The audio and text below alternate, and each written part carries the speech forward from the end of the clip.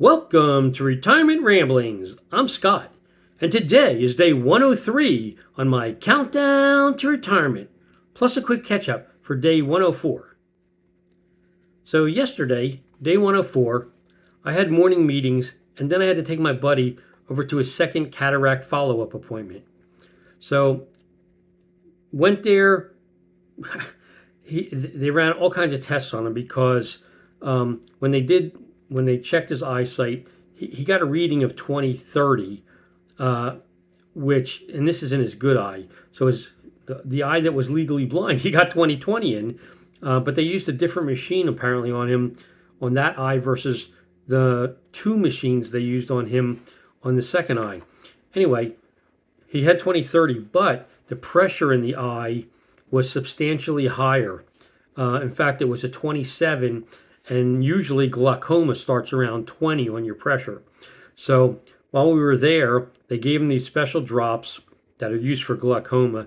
They put the drops in while he was sitting there, got the pressure from 27 down to 22 before we left, and now he has to use those drops every day, well, I guess multiple times a day, and then he has to come back next Wednesday for a follow-up to see if the pressure's back in the normal range, which his other eye was about a 14.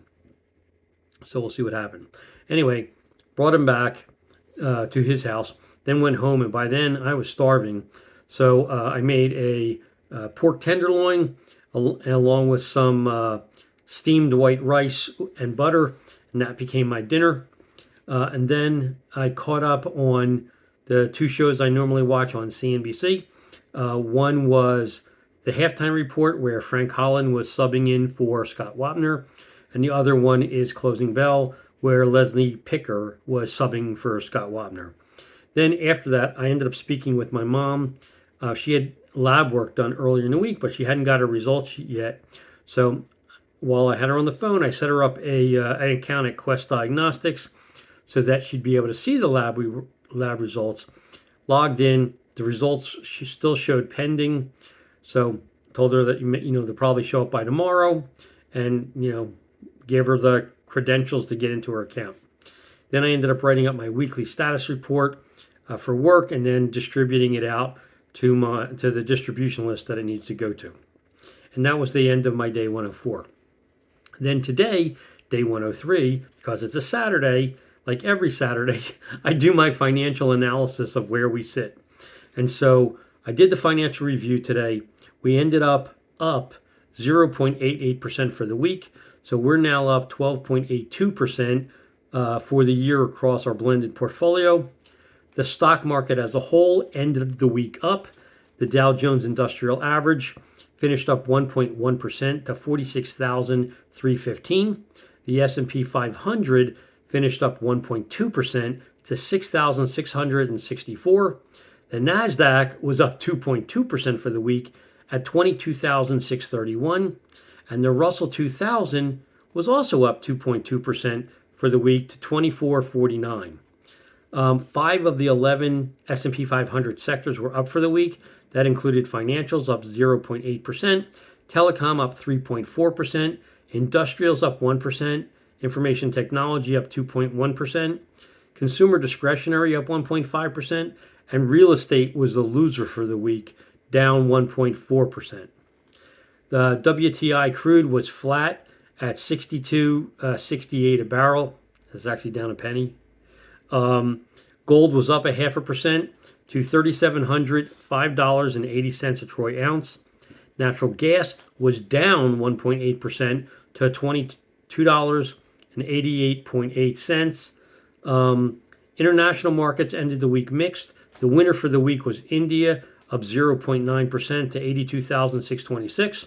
And China was the loser for the week, down 1.3% to 3,820.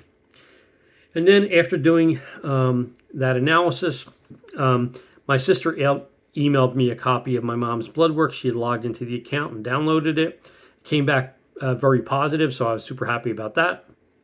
And then my wife and I went out to lunch with a couple of friends of ours, spent a couple hours with them, and then we went over to Lowe's to pick up a replacement GE uh, water filter. It's a RPWFE. It's supposed to take out like 99.9% of all the stuff that's in your water, but for both your ice maker and your water that dispenses through the door. And if you buy more than one of them, they give you like $5 off for each one at Lowe's. So they're normally like $49 and change. Ends up coming down to $44. So I bought two of them. They last 6 months each, so I'm covered for the next year. Then I had to stop at two different Publixes because they had porterhouse on sale for $13.99 a pound. The first Publix I went to had T-bones, but they didn't have any porterhouse, and I really want a porterhouse so that my wife and I can split it. She likes the fillet part, and then I eat the New York strip part. So I went to a different Publix. That Publix had several, and two of them were decent enough that I was okay buying them. So that's what I did. And then I had this policy, life insurance policy that I inherited when my dad passed. He'd taken a policy out on my life when I was 23 for some reason. The same thing on my sister, same thing on my mom. I don't know why he picked it at that point in time. But anyway, the policy has a fixed rate of return on the policy of 4.5%. So when I inherited the policy back in 2019, the cost of the actual insurance, because it's a universal life policy, the cost of the actual insurance was below the premium amount, so the cash value was building up at a certain rate. Well, as each year goes by and I get older, the actual cost of the insurance goes up. So then what they end up doing is using a portion of the cash value on top of the premium that I pay to satisfy the cost of the policy, and so it's no longer growing in value as much. So I don't want that. So today I figured out what the actual cost of the insurance is going to be going forward.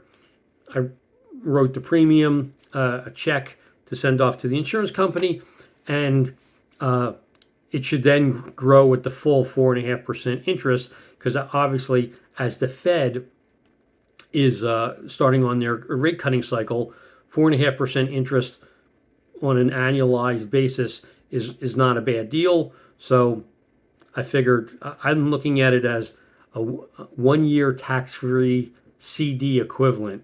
So I pay him the money, the cash value goes up, I can take it out whenever I want and close out the policy, and it has a death benefit should something happen to me, but really I'm using it to accrue tax-free money that eventually I will use for travel in retirement when I cash out the policy.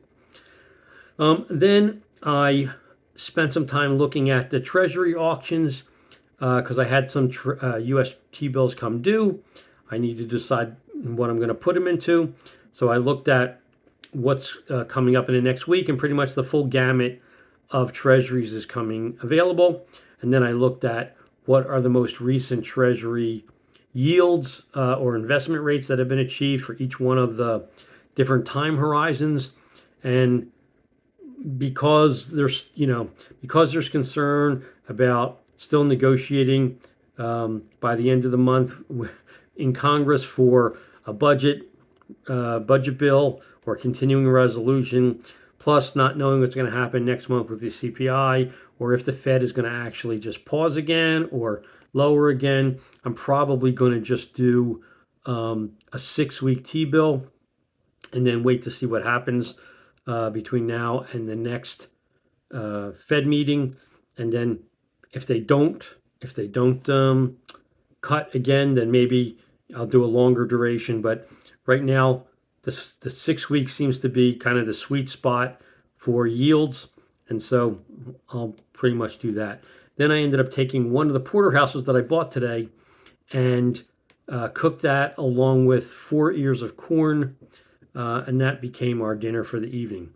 So that's my update for yesterday and today. If you have any questions or comments, please leave them in the comment section down below, or drop me an email at myretirementramblings@gmail.com. Otherwise, I hope you have a great evening, and until tomorrow, take care.